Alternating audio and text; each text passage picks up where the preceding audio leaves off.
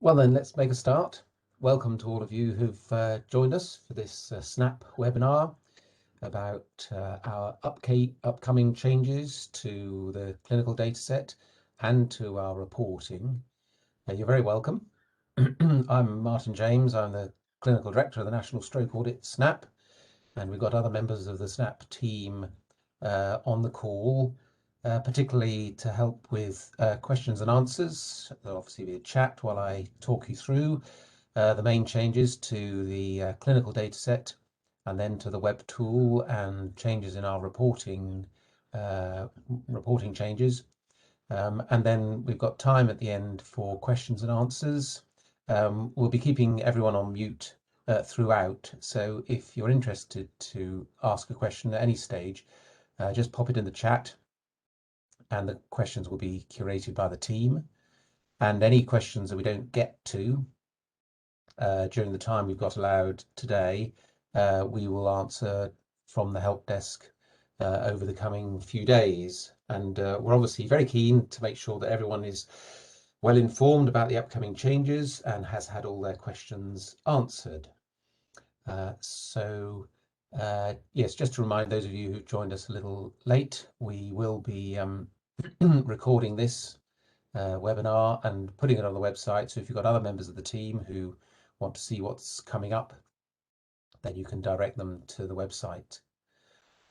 So let's begin then. First of all, we'll go through what you'll see different on the Webtool, and this will be from late June, so just a month from now, really, in terms of additional questions and alterations to some existing questions, the first of which is from case mix in the first 24 hours.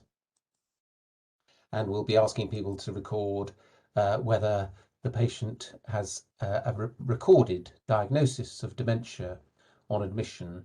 And obviously we're hoping to improve our ability to adjust for case mix and pre-stroke dependency and comorbidities by expanding the range of questions we ask about comorbidities. Next slide, please, Noel. Now, we've got two new questions about the first brain imaging after stroke. You'll be familiar already with recording the date and time of the first brain imaging that's performed after stroke, usually, of course, after the patient has arrived at hospital. Obviously, since we first started asking that question when the audit started in 2013, really plain CT was about the only imaging modality that was widely used back at that time. But of course, we're moving on now, and a much greater use of advanced brain imaging to determine whether there's an intracranial occlusion for thrombectomy or whether there's salvageable brain tissue. And so what you'll see, we've listed there the modality of first brain imaging after stroke. And this is hierarchical. We want you to record the most sophisticated level of imaging that was conducted on the patient's first visit to radiology after arrival with stroke. So most people who have, for example, a CT perfusion scan have already at that point on the same visit to radiology had an intracranial angiogram and a plain CT scan for the detection of hemorrhage. So you'd mark that as CT perfusion, and that would encompass all the other options. The other thing that's been introduced more recently is the use of artificial intelligence to support the interpretation of brain imaging. And so we're for the first time collecting data on whether artificial intelligence was used. And again, this relates to the first set of brain imaging that was taken by the patient's first visit to the radiology department. And usually it's possible to tell whether AI was used by referring to the that are recorded on packs. So next slide. Now, as you might imagine or expect, indeed, a lot more information is needed about thrombectomy. And so we are expanding the thrombectomy data set. And if you are in a thrombectomy center, then we shall be disseminating the complete data set to thrombectomy centres, although it'll be visible to everyone on the Webtool, of course, along with help notes. And so at the moment, the current format is simply a matter of the thrombectomy performing centre recording whether the patient received an intra-arterial intervention for acute stroke, most commonly, of course, mechanical thrombectomy. Next slide. Now, when the new data set comes in at the end of June, we shall be collecting a little more data from referring sites about what happens to the patient before they leave a referring site to travel to a receiving site. So there's a question about whether the patient was referred, which will be answered by referring sites.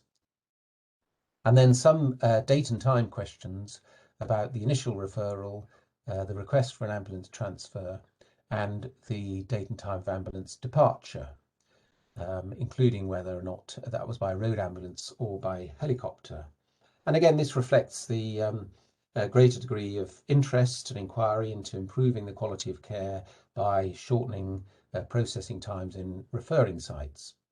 And then, as you do at the moment, you transfer the record to the thrombectomy performing centre, who then pick up from that point onwards by answering whether they actually proceeded to the point where they had intra-arterial intervention, because of course some patients don't end up with an intervention even though they've been transferred to a thrombectomy site.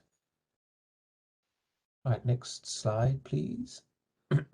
Now, we're boosting the capacity of SNAP to record whether consent has been taken, and that's verbal or written consent by whatever method. You will, I'm sure, be already familiar that we have what's called Section 251 permission to collect patient level data during the whole of the first 6 months of patient care up to the 6-month follow-up visit. So it's not mandatory to ask for consent at this stage, particularly here in the first 72 hours. But in order to retain our Section 251 approval, which is reviewed every few years, we do need to demonstrate that we're increasing the proportion of patients who do give explicit consent, and also giving what support and help we can to clinicians and audit personnel to seek consent through the audit. So these new questions, well, this isn't a new question, of course, it's about recording whether the patient consented. But teams will now have the option to record consent before the 6-month stage, both here in the first 72 hours and subsequently at discharge. Now, we need to remember that the issue of consent only relates to patient identifiable data. And indeed, teams in Northern Ireland don't actually enter any patient identifiable data. So they would tick the patient was not asked box, as they have done before now. So if a patient refuses consent for their patient identifiable information to be recorded, you can still enter all of their process of care information and then wipe the identifiable information into the Webtool. So it doesn't mean that the patient is lost to SNAP. And of course, we want to make sure that as many people as possible participate in SNAP, as we have done down the years. It's just worth noting that the issue of consent is separate to the issue which you've been hearing about over the last year for the national patient data opt-out. But the great convenience of collecting consent is that you then no longer need to bother checking whether the patient has opted out from the national patient database, because consent at the time for a specific audit effectively trumps or supervenes any historically recorded wishes by the patient on the national data opt-out. Next slide, please, Noel. Now we'll be collecting more information about the delivery of therapy according to the 4 principal therapy disciplines: physio, OT, speech and language therapy, and psychology, both in acute hospital settings, rehab hospital settings, and in the community. And there's a new question for all of those teams about how much of the total therapy under each discipline was delivered by unregistered rehabilitation assistance. So a further, if you like, refinement or a further level of detail about how much of the total therapy was given by registered staff and how much by rehabilitation assistant. Next slide, please. Now, in addition to that, for community teams only, obviously one thing that we've seen over the last year or more is a big increase in the amount of therapy that is delivered remotely, either by video or teletherapy. So we are also asking teams, community teams, again, under the four main therapy disciplines, how much of the total therapy was delivered by video or teletherapy. And so that there's a further row added for community teams. Next slide, please. And then also for community teams, we have a new question on the amount of nursing care delivered to patients by non-inpatient teams. And the questions in relation to nursing care exactly replicate those that are being asked about therapy in terms of when they began and when they no longer required this particular intervention, the number of days and then the number of minutes of nursing care that the patient received during their community rehabilitation. And we've also added two questions which you'll recognise from the acute inpatient data set about mood and cognition screening using a validated tool or a standardised measure for patients entering community services for community rehab. Next slide, please. Now, once again, another opportunity will arise at discharge or transfer, either from inpatient or from community services, to record whether the patient gave consent for their identifiable data to be retained within SNAP. Same principle applies. The patient, even if they refuse consent for their identifiable data to be recorded, you can still record their process of care data. Once again, this is not mandatory. We need to signal to the Section 251 advisory group that we are assisting teams in every way that we can to achieve consent if that is possible and achievable. And of course, as patients progress out into the community, it becomes much more practicable to have a very brief conversation about consent and record that, even if they were not in a fit state to be able to do that when they were admitted acutely. And the advantage of this is that this, once recorded, will carry forward into all subsequent sections. So you won't find yourself trying to reconsent a patient in a community team if they have already consented in a hospital or an acute inpatient team, because a flag will carry forward that the patient is already consented. Next slide, please. As you might expect and won't be surprised, we're going to continue asking a question about COVID-19. The formulation of the question is slightly altered to become more accurate, and it's moving into the main part of the Webtool. You'll have been familiar about answering the COVID-19 questions in section 9, but this will be shifting forward, so it's recorded prior to the patient's discharge from either an acute or indeed a community service. And you'll see it's about whether COVID was confirmed by any kind of positive test or treated clinically as COVID positive, treated as such. And of course, we're also interested to know whether the patient arrived at hospital already bearing the COVID virus or already having COVID, or whether it was something that the patient acquired during their time either as an inpatient or under the community team. So the COVID questions will be moving into the main Webtool. Now, there's a couple of important changes to assessments at 6 months, and we'll go through those now. The first is 2 new questions about returning to work. As you can see, the questions are mirrored in terms of recording their employment status prior to their stroke, and then recording their employment status when they return for their 6-month assessment in order to enable us to record the change in employment status that people have had to go through as a result of their stroke. Next slide, please.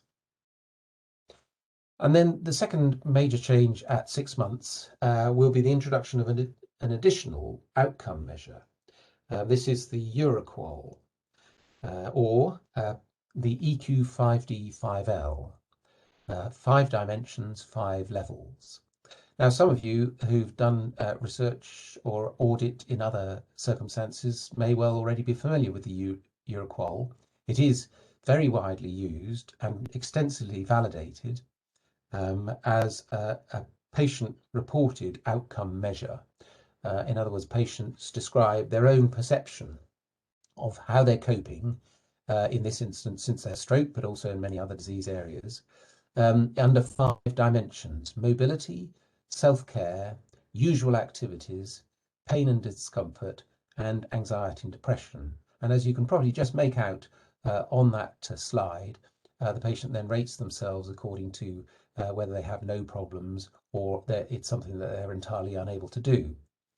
Then the other section of the Euroqol is this health state thermometer, which you see on the right side of the slide. Patients essentially rate themselves from 0, which is the worst possible health state that they can imagine, up to 100, which is the best state of health that they can imagine. And they score themselves on that thermometer. And then the numeric value on the thermometer is translated into that little box that you can see where it says your health today. So in there's a number between 0 and 100. Although, interestingly, in research that's been done in stroke in the past, some patients with a poor outcome or institutionalization after stroke give themselves a negative score on this scale, indicating that they thought that their current state of living was worse than being dead. So this will be recorded, if you bring up the next slide, Noel. This will be recorded onto the Webtool directly using a number from 1 to 5 for each of those 5 domains, together with a number from 0 to 100 for the patient's state of health on the thermometer. What then happens is once those values are entered, you can imagine that there's a whole variety of different combinations of those 5 domains under the 5 levels. And that creates, I think it's something like 320 different health states, each of which has its own rating given by the general public about what that sort of life, quality of life represents. And this provides very useful data, particularly when looking at patient-reported outcomes, but also, of course, looking at health economic data, because Euroqol health states, any one of those 320-odd health states, can be directly attributed what's called a utility score, which can then be translated into QALYs. And of course, QALYs are a common currency used for the evaluation of interventions of almost any kind to see to what extent they're providing an effective benefit for patients according to what we've done in the way of rehabilitation. So those are the principal dataset changes that will be introduced all the way out from hyperacute care and imaging, all the way out to 6 months assessment. And they'll be reflected in changes to the Webtool, of course.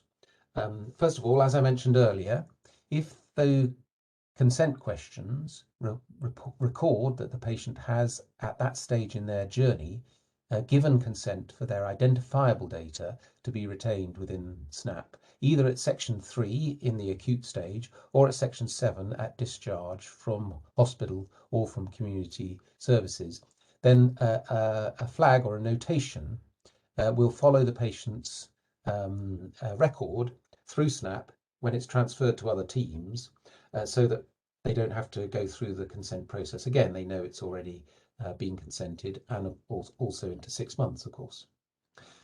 We're also introducing a feature by popular request where post-acute or post-hospital providers can start a new record.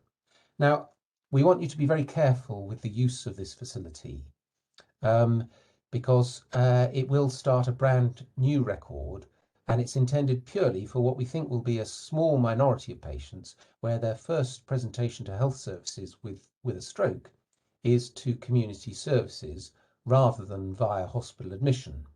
The same data for community interventions will be able to be recorded fully thereafter. But we're very anxious to ensure that this doesn't become used as a convenient shortcut when community teams are waiting for a patient's record to be transferred to them from an acute provider, because that will set up, in effect, two duplicate or parallel records that aren't linked to one another, when, of course, the way SNAP is designed at the moment is to ensure that there's continuity of the record as they pass from one provider to the next along their journey. So be very careful when using this facility, don't abuse it. And essentially, any patient, given that all our acute providers are participating in SNAP, then anyone who presents new to community services who has already been in hospital will already have a SNAP record. And this facility is exclusively for the use or the recording of patients where their first presentation to health services is via community services without ever having been in hospital. So we'll be monitoring how much this facility gets used, and we want you to be very careful not to start initiating duplicate records for people who already have a SNAP record from their acute spell of care. Next slide, please. Now, as you might imagine, along with these changes to the Webtool and the dataset and to the progression of people's records, there will be some modifications to the reports that we circulate to teams. And to take effect from the report relating to October to December 2020, which has just recently gone out to participating sites, and that's report 30. And for the first time, we will be reporting also at the level of the new ISDNs. The 20 English ISDNs have now, as of the 1st of April, initiated officially their work programs, and they will be receiving their own ISDN specific reports starting with the autumn quarter of 2020. We'll also, at national level and at ISDN level, be reporting on ethnicity. This is information that we have collected for some time, but of course over the last 12 to 15 months it has risen to an even greater prominence, and ISDNs will be particularly interested in their ethnicity data.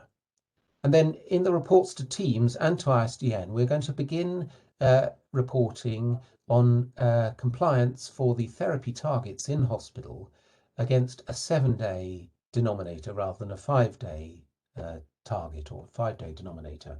You'll be familiar, of course, with the key indicators for the principal therapy disciplines, and we'll continue to measure the key indicators, at least for the time being, against a 5-day therapy target.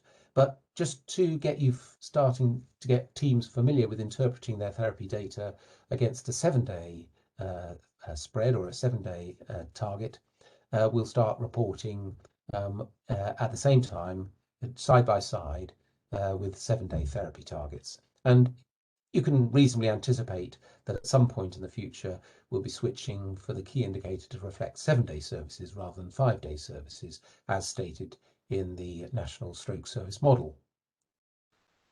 For the winter quarter for 2021, so the January to March quarter, and of course at the beginning of May we had the deadline for data entry for that quarter.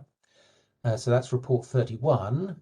We'll be looking and reporting at deciles of deprivation. IMD is the index of multiple deprivation, and it's rated from 1 to 10. And again, we'll be reporting these just at national and at ISDN level, so that it can support the work that ISDNs will be doing in relation to health inequalities. And again, the impact of deprivation on outcomes from things like COVID and so on have also been quite prominent in the news over the last year or so. And then that will be the first opportunity that we have to start weaving in the pre-hospital measures that we're collecting from our companion ambulance audit, and using linked data communicated to ambulance trusts to fill in the blanks about what happened to your patients before they arrived at hospital. And then our first report, if we could have the next slide, Noel, our first report to contain the majority of these other new dataset changes that I've just described to you will be the July to September, the summer report for 2021. That's report 33. As I mentioned, those dataset changes will come into availability in the latter half of June. And the first meaningful data collection period that we shall have data from those new changes will be the July to September quarter, which again will have a deadline date at the end of October and be reported back to teams 4 to 6 weeks later.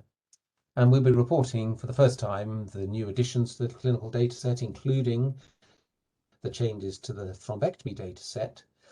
And also we shall be looking at the caseload issue, particularly about new records and these new care measures on patients arising in community. So you're likely to see a big expansion of data to our community provision of rehabilitation. And then for future reports, we shall also be reporting on this commodity days at home in the first 4 months after their admission, the patient's admission, and we'll also be importing patients' COVID status from HES and cross-referencing that with our own reports of COVID status collected via SNAP. Days at home is an interesting and coming measure, which measures something which is described to us by our patients as particularly important, of course, which is the amount of time that patients spend at home. And of course, so that's dictated by the length of time they spent in hospital with their stroke, whether they received early supported discharge, whether they had any subsequent complications or disability consequences that resulted in hospital readmission. And of course, it also takes account of institutionalization. And we'll be able to automate the collection of days at home from HES, so that won't involve you guys in the collection of any particular additional data. But it's an important outcome measure, particularly from the point of view of patients when they consider their recovery after stroke. And quite alarming when we look at Scottish data in the first 3 months after stroke in a pilot study using days at home as an outcome measure. In the first 90 days after stroke, the average days at home was 45 days. So in other words, half the patients were spending more than half of the first 3 months still in hospital for one reason or another, or not in their own home. So let's summarize those main changes, and these are the headlines from those main changes. Firstly, we've touched a lot on the issue of consent. Just to remind you, we still have section 251, so it's not mandatory to ask for consent, but it is good practice, particularly for patients who are alert enough and have got the capacity to consent. And there are some good examples of practice in sites around the UK. But you will have the opportunity to record whether consent was asked or obtained, both at 72 hours and at discharge. But just to remind you once again that the consent only relates to identifiable information. So even if the patient doesn't consent, we still don't have to lose that patient to SNAP, if you like, because you can still enter all their process of care information into the Webtool, just minus the identifiable information. So, as I mentioned, we're introducing this facility for post-acute providers to initiate a record, and some health warnings about the careful use of that facility. Please don't begin a record for a post-acute or community provider if you know that the patient has been in hospital, because they will inevitably, or certainly should, have a SNAP record been started. So your first port of call then is to get back to the acute provider and say, have you completed a record for this, and can you transfer it to us so that we can continue that thread of continuity of care throughout the SNAP record all the way out to 6 months, and not break the chain of information, which is so key when interpreting the data. As you can see, one of the other big changes, we've talked about is introducing therapy minutes by rehabilitation assistants for each of the 4 main types of therapy to drill down further into the skill mix and the delivery of therapy using both registered and unregistered staff. And we expect to introduce these changes in the latter half of June. So that's the main, well, not just the main, but that's all the changes that we should be introducing. Now we've got an opportunity for questions and answers. You'll please keep yourself muted during Q&A, but if you've got any questions, you're very welcome to put them into the chat. I'm sure we have some questions already. They'll be curated by a member of the SNAP team. So pop your question in the chat and we'll do our best to answer it just now in the time that we've got remaining. Or if we don't get to it, we will answer it by email over the coming few days. It's at this point I wait for my question curator to jump in and give us the first question. Okay. Hi, Martin. Hi, Kaylee. So the first question is about question 4.6, the total number of therapy minutes recorded for rehab or therapy assistants. Yeah.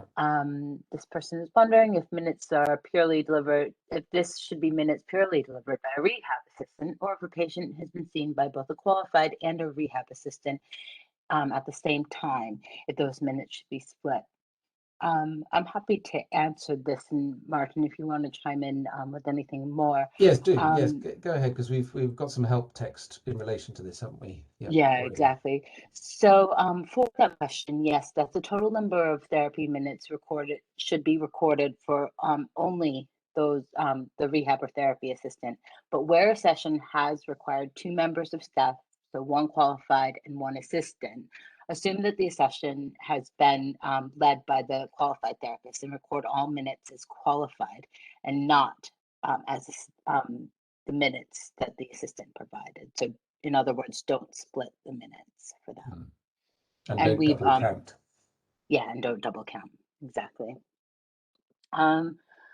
Another question, and I know, Martin, you did touch on this earlier, but just to reiterate, if a patient gives consent, it does override the national data opt-out. So, when informed consent has been given, you do not have to check that patient against the mesh database. Oh, sorry, go on. Yep. No, go ahead. I was just going to say, in many ways, that's an inducement or an encouragement to increase the proportion of patients that we get explicit verbal or written consent from, because as Kaylee has said, that trumps or supersedes any historical national data opt-out, and then obviates the need to check that patient against the mesh database held by the Department of Health of people who have opted out. Just a little bit of additional information in relation to the national data opt-out. Across the country, it's about 2.5% of the population, as things currently stand, have opted out. They probably opted out without really understanding, if I could make a generalization, without really understanding what it is that they're opting out of. They're probably concerned that they're opting out of being sent advertising by Facebook or Google. And that's the kind of perception now that opting out now has. Very few people have made a principled stand about complete and utter privacy. So it may be that when people are admitted to hospital with a stroke, their priorities are a little bit different from being bugged by Google, and people are much more willing to understand the use of health data to improve the quality of care for everyone with a stroke. So it's quite possible that someone who at some unknown previous date or time has just said to their GP that, yes, all right, they'll opt out. Whereas when they're presented by a hospital admission, they're very willing to consent to the use of their data in the way that SNAP does for the improvement of their care and the care of others with stroke. So I think it would be a good response for teams to the introduction of the national data opt-out, which we believe now will be coming in the autumn of this year, to increase the proportion of patients that they explicitly consent. But don't forget, we have Section 251, and of course the importance of Section 251 is so that we capture everybody. And we don't lose particularly people with cognitive or communication difficulties, or those who are drowsy or too ill to consent, because that would severely bias the sample of people with stroke that we have in SNAP. It would effectively eliminate some of the more seriously ill patients or seriously affected patients from SNAP. And we've never done that throughout the whole history of SNAP. We've always made sure that we include absolutely everybody. So we still have Section 251 available to ensure that we capture absolutely everybody admitted to hospital with a stroke. Yeah, and there's another question, particularly around getting consent from patients who first present to the HASU and are in no state to be answering questions. And this person is concerned that HASU teams rarely have time to go into the details of consent while on the ward. And I guess the answer that is, we still have Section 251. In that case, although it's mandatory that you answer the question in SNAP, you would just say, no, the patient was not asked, and that's perfectly fine. You can keep that record on SNAP because Section 251 covers that. Yes, that illustrates the Next, point, doesn't it? yeah. It's very important to include absolutely everybody, and whether they can or can't give consent is not a barrier to them entering SNAP. Yeah, absolutely. The next question is just someone who wants to know whether the nursing minutes should be recorded for the acute teams as well as community teams. And the answer is it's just for community teams. We won't be asking the nursing minutes from acute teams. Don't go trying to do that. Yeah. And also, there's been a question about whether or not the rehab assistant minutes will be, if they're going to be collected for acute teams as well as community teams. And that actually is a different answer. And yes, we will be collecting rehab assistant minutes from both acute teams as well as community teams. So yes, opposite answer. Yes, indeed, and it shouldn't, in that respect, it shouldn't be a big change. You shouldn't see a big change compared to what's been reported up to now. We're just because rehabilitation assistant minutes have always been included under each of the respective disciplines, but of course just pooled in with the overall number of minutes of therapy given. So this is just an attempt to better understand in particular the skill mix and how much of that particular therapy is delivered by registered staff and how much is delivered by unregistered rehab assistants. And sorry, a number of questions have come through about consent again. And just to reassure you all, whether or not you answer the consent question, whether or not you're consenting high proportion of patients or low proportion of patients, that won't affect your score. Just really want to, that's just, that's not going to affect your score in the future. And we do have a number of patient information leaflets available to download to give to patients when discussing consent. So we have easy access versions of consent, so we can provide that for you. We'll send around a link to the Zendesk article about that. And there's also been, if you haven't used those materials before now is a good time to get familiar with it, because it's like I was saying, it's good practice in those patients who are able to consent to get their written or verbal consent, and it's not a particularly long-winded process. Of course, those of you who are nurses on the call will be aware that you already get consent from patients when they're first admitted for the sharing of health data between healthcare providers, and that process doesn't take particularly long, and it's very, very, very unusual for patients to refuse consent under those circumstances. They see the obvious benefits to themselves and to others from making their health data available to improve services. And then the last question, I know we actually have a number of questions, and we will send emails to everyone who's asked questions if we haven't gotten to them in this webinar. The last question that we'll go over, someone's wondering if a patient didn't have a SNAP record due to either only presenting in A&E and not being admitted, or their hospital stay was not in a stroke bed, would that mean that the community teams can start a SNAP record for that patient?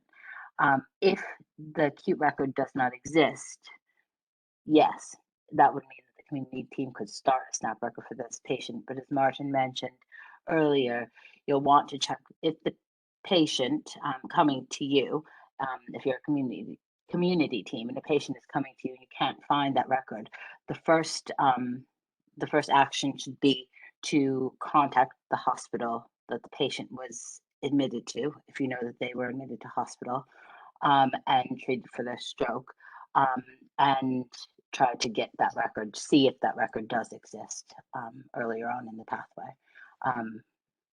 Martin, do you have anything to add to that? No, I think I've probably emphasized as much as I can the importance of doing exactly what you've described. One of the great strengths of SNAP, of course, has been the continuity of the patient's record. So we can trace all the way through from the moment an ambulance was called and with their ambulance data, all the way through acute hospital provision and out into the community and then to 6 months. And that's a very precious aspect of SNAP. And of course, greatly strengthens our outcome data. So I would encourage everybody to regard it as very important to prize it, to make sure that patients' records are continuous by being transferred. Either if you're an acute provider, make sure you transfer it to your community provider promptly so it's available to them, or if you're a community provider, making sure that your acute provider always transfers all records and transfers them promptly so that we can preserve the continuity of their record.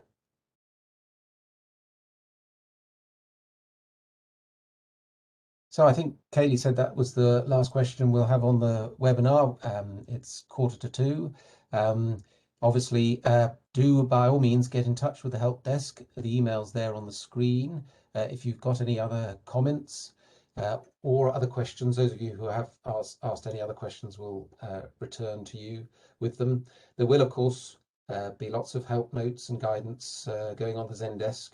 And if you're not already following SNAP on Twitter, then I'd encourage you to do so. Noel tweets on a regular basis and keeps you updated with all sorts of things that are being announced and coming up in relation to SNAP. So it's a very good way of keeping quickly and readily in touch with what's going on with the National Stroke Audit. And so just remains for me to thank you, not just for your attention and questions today, but also for your continuing support, interest, and so on with the National Stroke Audit, which I think you'll agree together we've managed to dramatically increase the quality of stroke care for people with stroke through the universal comprehensive participation in National Stroke Audit. So thank you very much for your continuing commitment to that, and have a good afternoon.